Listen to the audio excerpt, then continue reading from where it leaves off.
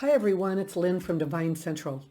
I am currently working on a series of videos on the workings of a YouTube friend and colleague, Vincent Pitisci, who passed away on May 7th of 2024. He was well known for his modern applications of tarot, most notably conceptual blending. Now, I'll tell you more about the concept in just a minute, but first let me say that he has a barrage of videos on YouTube that you can find by searching tarot maps.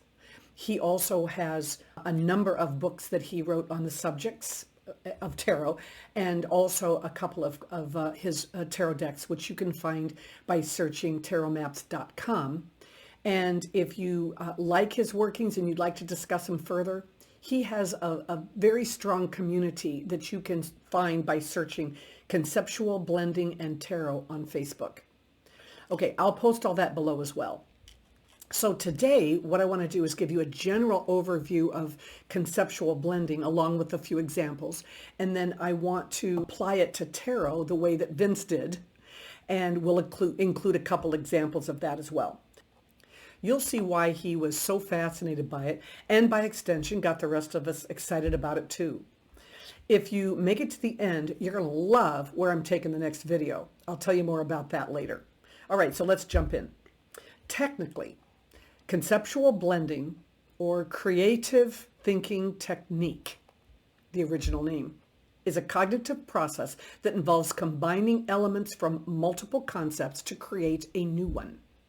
This process allows us to think creatively and to make connections between seemingly unrelated ideas, which can be very powerful in decision making and problem solving. And it's been used in other arenas for that since the 50s.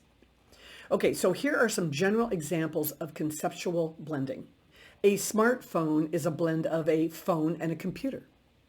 The phrase time flies combines a fast-moving object to describe the passage of time.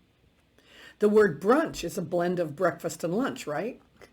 And the word couch potato blends a piece of furniture and a vegetable to describe a sedentary person. So, how can it be used for a tarot reading? Well, conceptual blending allows the reader to make connections between the various elements or positions in a spread and the cards themselves. And it's also useful for the querent because it allows them to make connections between the reading itself and their own personal life experiences. And that's important because it gives them a deeper understanding of their situation and allows them to look at it from a different perspective or come up with different possibilities to solve their problems.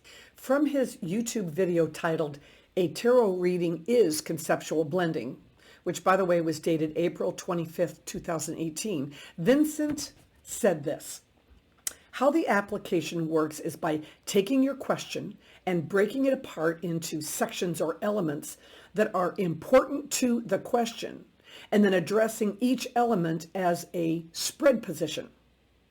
It takes you out of the box of rational thought, and it puts you in a very creative mindset by forcing you to make associations between the position and a random tarot card placed in that position. And that's called conceptual blending." He went on to say that you can now change the meanings of those positions to make them more significant and more useful, which is why he liked to use what, why, how, and when, and incorporate that into each of those positions.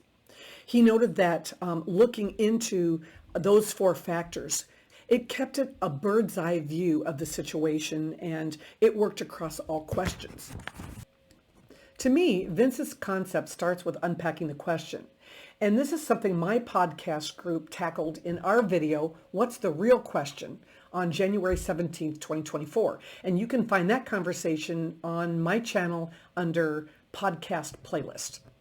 All right, so in much the same way, we take a question, break it down into what elements would be most important to understand the situation.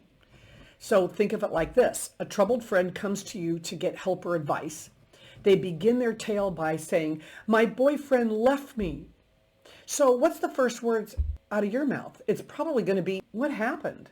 And that would be followed with a barrage of other questions that would ferret out the details. Ultimately, the most important questions would then be used as positions in a spread for you to help your friend. Like I said, Vince preferred to look at the big picture and incorporate what, why, how, and when into his positions. So let's stay with the previous scenario. Okay, your friend is standing at your door, clearly upset, and your what would be, what happened? She had no indication a breakup was coming. So the next question pertinent to the scenario would be why? In this scenario, we'd modify it from Vince's why do you want this to why did this happen in order to shed some light on the situation. Since we don't really know, the next question may be, how are we going to find out? Maybe you send the Page of Swords in to do a little sleuthing. Or maybe you send in the Seven of Swords to spy on him for you. And finally, when will you find out, or what needs to happen in order for you to find out? So let's draw some cards. I am using the Reverse Scale Tarot. This is a new deck that I just got, and I have to say, I don't really like it. Okay, so let's pull the card. Let's pull 4 cards to answer these questions, okay? 1, 2, 3, 4. So what do we have here? Per Vince, what happened from her perspective? So the first thing I recommend doing is coming with the key phrases or the key words that you've already developed and figure out which ones would work in this context. So for the Seven of Swords, in the what position, we've got deception. I have flying under the radar. I like going it alone. I think going it alone would make a lot of sense in this case. Okay. Why did it happen? Or how is it affecting her per Vincent? And the Eight of Wands comes up. So for me, communications, it's about everything being up in the air, not being grounded. So number 3, how are you going to find out? We get the Queen of Swords in this case. So, to me, that is basically wiping your tears and putting on your big girl pants and handling this with direct communication, if you want to find out the truth. And then we have when, or what needs to take place so that you can find out. And we have the King of Pentacles. So that's about security and safety, within the home or the family unit or with your job, whatever. Okay, so the point of all of this is to force your intuition or your imagination to find answers you didn't already consider. So let's go back to the beginning. In your shock and grief, you may not realize that you're just really feeling alone. Maybe you really didn't even like him that much, and you wanted to be the one to break up, and you're shocked and horrified that he got there first, right? It could be that. But I think the point is maybe you stayed with him because you didn't want to be alone. And now here you are confronted with the shock of you're going to be alone. Okay. Why did this happen? You may discover that it's not the situation itself, but how he conveyed it. I mean, he just dropped a bombshell on you out of the blue and didn't really give you an opportunity, for closure or to understand what was going on. Okay. So how are you going to find out what happened? Okay.